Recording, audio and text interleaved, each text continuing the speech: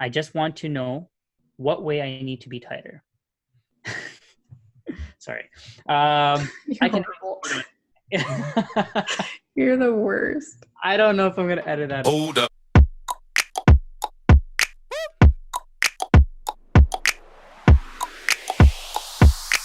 What's up, guys?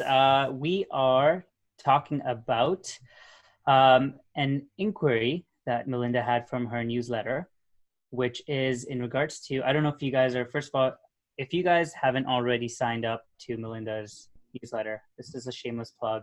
Please do. It's awesome. Her last newsletter that went out was about, the topic was the first step to getting paid, 10K to think. So we want to address a few questions that one of her fellow subscribers had. And I'm going to start off by asking one of her questions, and then Melinda's going to answer it. Sounds good? I like it. Let's do it. All right. Okay. So first question is, how do I make my brand strategy offering robust enough to feel worth 10K?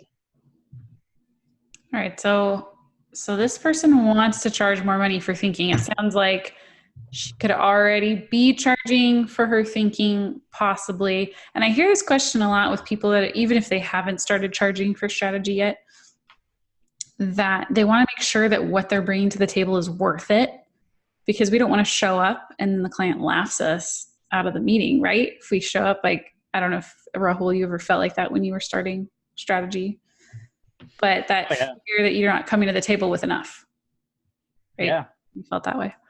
So what I've learned though, over time and over doing strategy, selling it for 10,000, is that the funny part is it's not necessarily about our process. So I don't think once you get it to a point, it's not really about the process. It's about the goal and about the results that you're getting from the strategy. So a strategy from, say, a consulting firm that's only charging 2,000 might not be that different than a firm that's charging 80,000. We look at Christo from the future. He's charged 10,000, 30,000, 80,000. And I'm pretty sure that his process didn't change much from the 10,000 to the 80,000. So it's not necessarily about what you're bringing, the process that you're bringing to the table. It's more so about what results are your clients getting from the process that you are using. And if they're not getting great results, then something needs to change in your process. Rahul, do you have anything to add to that, or thoughts? Or Yeah. So, okay, you mentioned it's not about the process, and just to clarify, it's not about your particular process and how much you're particularly doing. It's about the goal for the client. And it's about what kind of results the client is looking for. Now, that being said, when you say results, how do you determine what results they're actually looking for? Yeah, I think that's a really good question. So how I would determine results, this is something that should come up in the sales meeting, that we're asking the clients, how are we going to measure results? When you hire me and you want to work with me and you want to do this project, how will we know it's a success? So we're aiming to get those metrics down that we're aiming at from the beginning.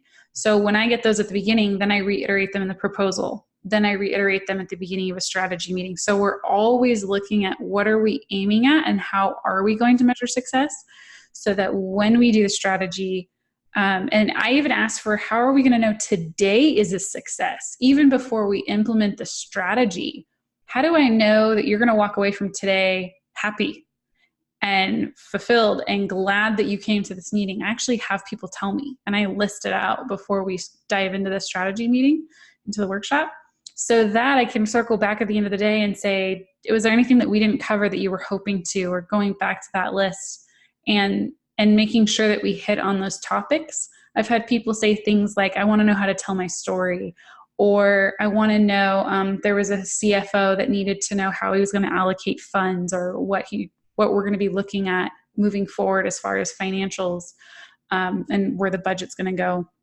So everyone comes to the table wanting something. So our job is to come in and find out those things and uncover them. So not only for the entire project, we have to know what we're aiming at. We have to know date, like that day of the workshop.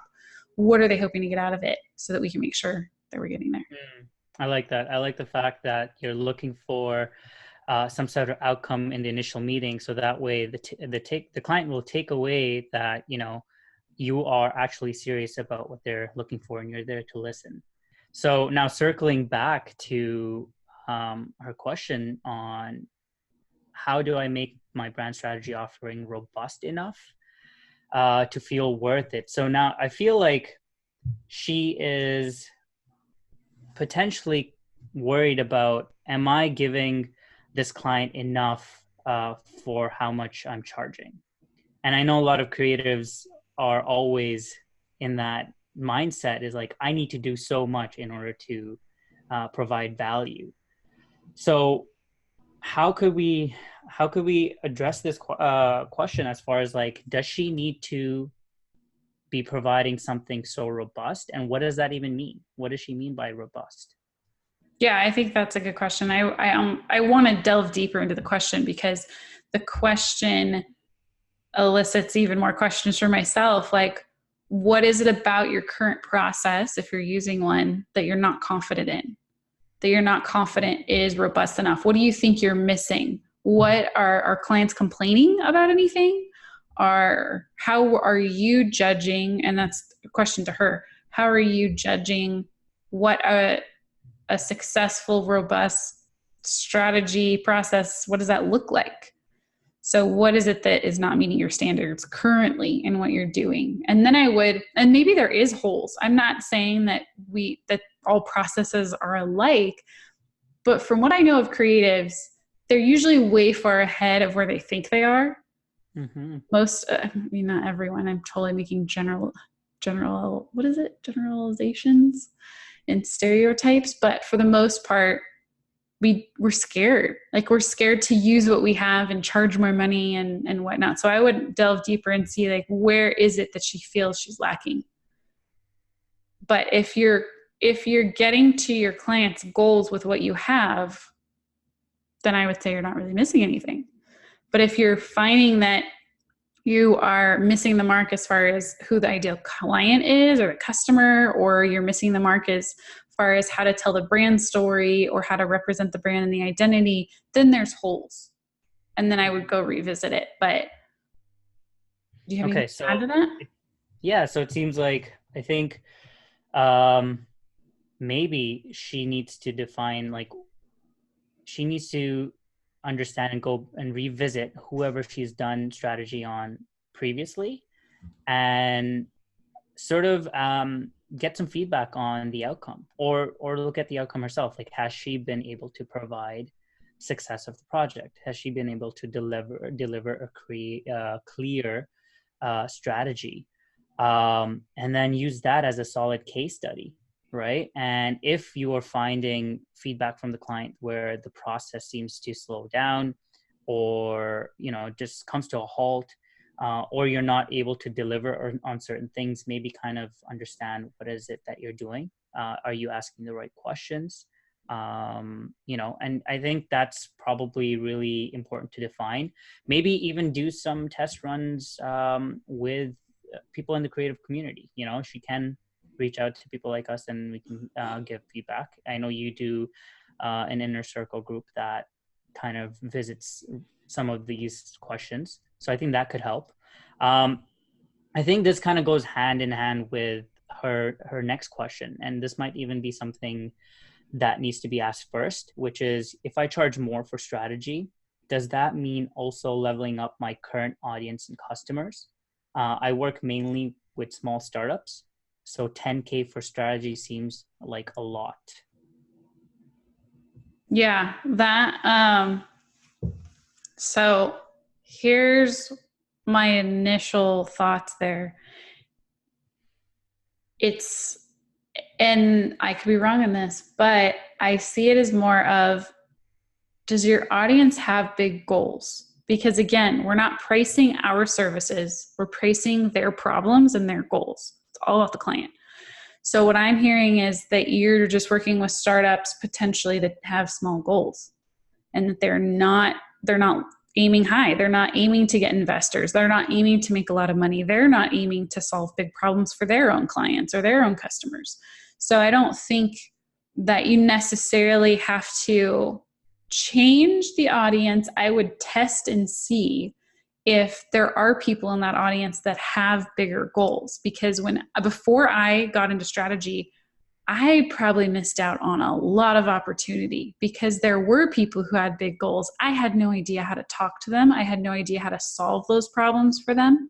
And then once I became a strategist, I realized that it wasn't about my service. It's all about what my service can do for them and where it can bring their business and what problems can it solve. And so it all goes back to, where's the client headed? What's the goal that they want to achieve? What's the problem they're trying to get over? And pricing that. So I would test the audience that you currently have, because you might actually have way more people who would be on board with the 10K strategy than you think, but you just haven't been talking to them in that way. That's very interesting. Now, I think that's going to raise some questions because, everybody that wants to start a business, every entrepreneur feels like they have big goals.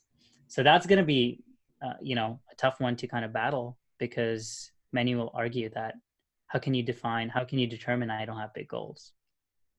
Well, by how much you're willing to invest in risk. That's how I can determine how big your goals are. So Rahul, if you told me that you want to make $1 million this year, I'd be like, okay, awesome. Like, I'm all for that. So what are you willing to give up?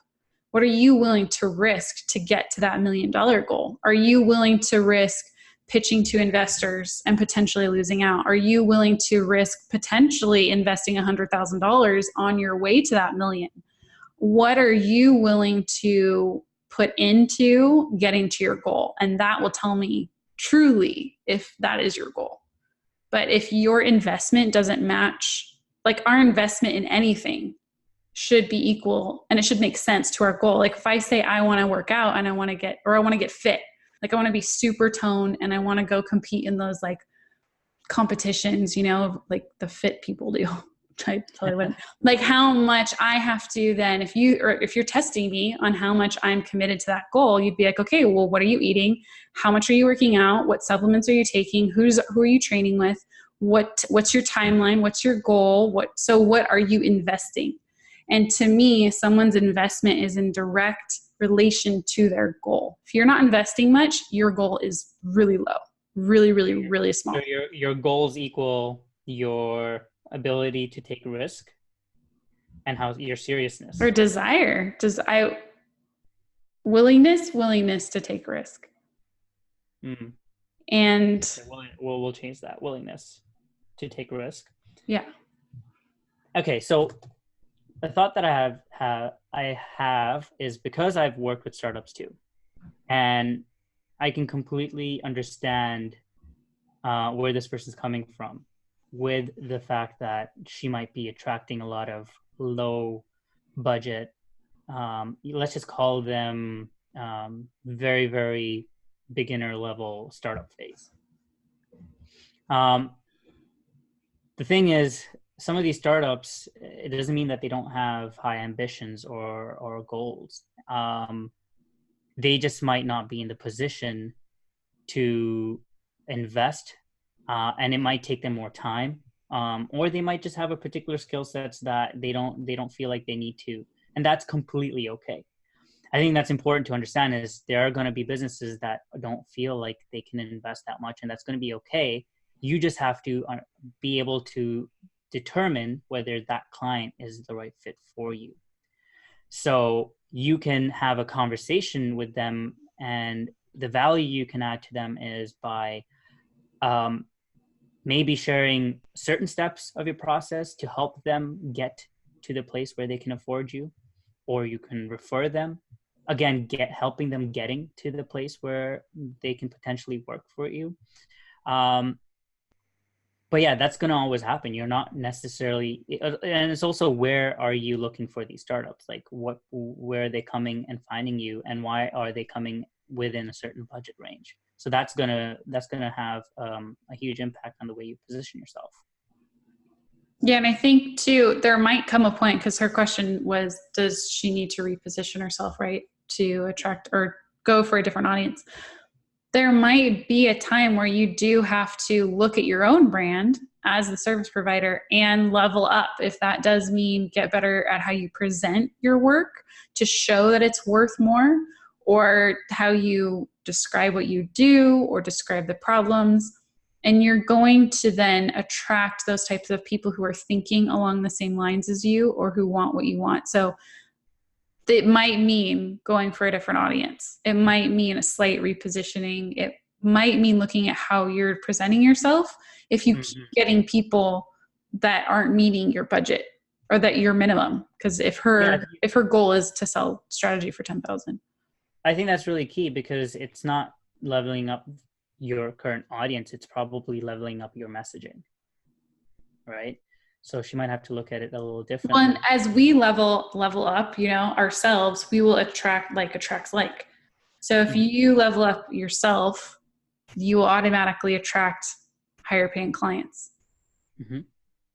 I saw it with me. I know that worked for me. Yeah. All right. The next question is, I want to work with larger clients. I have a unique background in business and design. I want to position myself as someone who can serve as a liaison to business teams and creative teams. Large companies usually find themselves in trouble by not being able to communicate effectively. I would really like to run as hard as I can with that kind of positioning. Okay, so I think it's sort of the same question. She's just trying to figure out, how does she position herself? If I was to kind of reiterate that, how does she position herself to be working with larger corporations or larger brands and teams, so she can help them communicate better, because that's where she is strong and that's what she's strong at. So to do that, my initial thought is first read David C. Baker's book, The Business of Expertise, because if you're going to want to do that, you need to be known as an expert in that field. It could be that you just have an amazing network and you can get yourself into those large companies. Some people do right away. That's awesome. But you most likely are going to need to establish yourself as an expert somehow. So especially if you want to work with those large companies, so getting speaking engagements, writing a lot about that, because this is going to require you to have that thought leader positioning in the marketplace. And people that I see doing that really well, David C. Baker talks about it a lot. But Fabian Geihalter, he does what David recommends. He wrote a couple books. He goes on speaking engagements. He writes about his process. He even created a course from his process. So he's seen as this thought leader who potentially could get picked up by, if he hasn't already, large companies to do similar what she's talking about. And so I would talk about, if you've done this before, hopefully you have, talk about your experience with it. What are the type of problems that they're going through? What type of issues? I would share, if that's LinkedIn, where do strategy on yourself. So where are these people that work for large companies that are having these frustrations? Where are they hanging out? What are they do? Are they going to networking events? Are they on LinkedIn? What's their problem? So just like you would for your own client, do strategy for yourself and think through that. Who's my ideal client? Where are they hanging out? What do they need? What are their problems? How do they talk about their problems? What's the solution you have? What are maybe some insights you've learned in doing this, if you've done it for companies already? Or if you haven't, then it sounds like you have a background in it. So take that background and knowledge that you have and start giving that information and those insights to the world. Yeah, and I'm loving this, because I love the order of questions, because if you think about it, it should go backwards, right? You need to really first figure out who your clients are, who are you talking to, and then what are you doing to talk to them? Where are you talking to them? What kind of information are you sharing? And even if no one's listening, are you still talking? Because I think that's really, really important, is if you want to position yourself as an expert, you gotta constantly be reinforcing that. You gotta build that reputation. You gotta make that connection. You gotta build that awareness. So what do people know you for? And this is for a later episode. I know we talked about it once about like, what am I doing, for example, with photography, right? So I think you just got to sort of look at what you're doing first and understand who you want to talk to.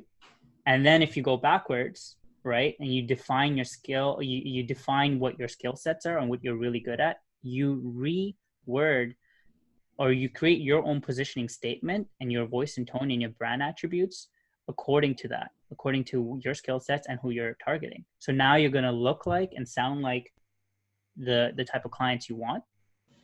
And then you'll be able to charge that 10K no problem, because the people that are coming to you will be in the same level as you're thinking. Does that make sense? Yeah, I love that.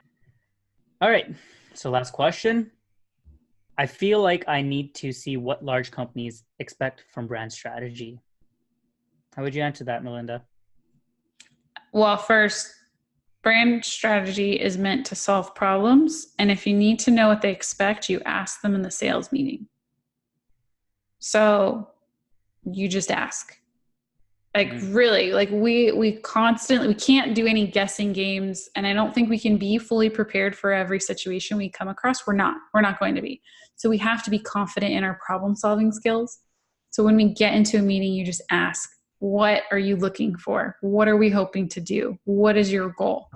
Because that's what brand strategy is, helping them get to their goal, period. I love it. Simple and straight to the point.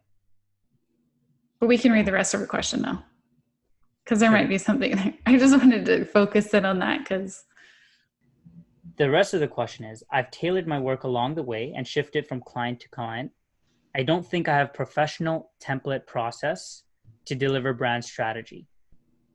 I've never gotten negative feedback, but I know it can be tighter. I just want to know what way I need to be tighter. Sorry. I can. You're the worst. I don't know if I'm going to edit that out. Sorry, guys. I can execute on anything. I just need to know what I need to do. So they want a tighter process. So here's what I got to say. Like, I have something to add to this. I think your process will always keep evolving. What your process is now is what's working. And through feedback, if you're saying that you haven't really had any negative feedback, that's great. That means something's working and you're doing your job well. However, if you personally feel like you can improve on it, what is it that you feel needs improving? Like, oftentimes I think with creatives, it's like they are their own, worst critic. Like, they're assuming that they need to do more. So do you really need to improve it?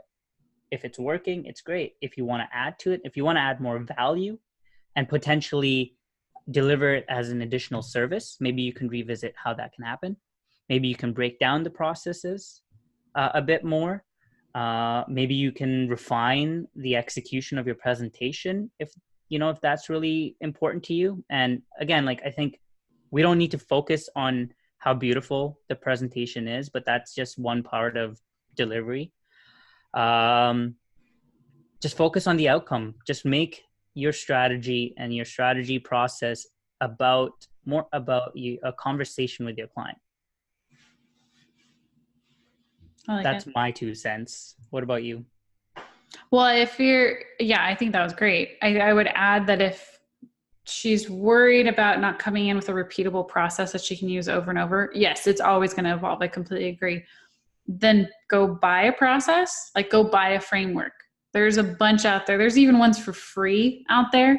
So we can link to those in the description. But if you want to see what other people are doing and you're worried that you don't have anything that's repeatable, start with one of theirs, edit it to what you need and what you feel. And then you can always edit it even live. Like when you're with a client, you can update things and change things. But if you're wanting something that's just always repeatable, you know what you can count on, you can judge how long it's going to take, then start with someone else's and work from there. Make Yeah, and I think you mentioned once a while ago, like when we just were having a conversations, like for example, farm design. They have a process, but they tailor it to each client.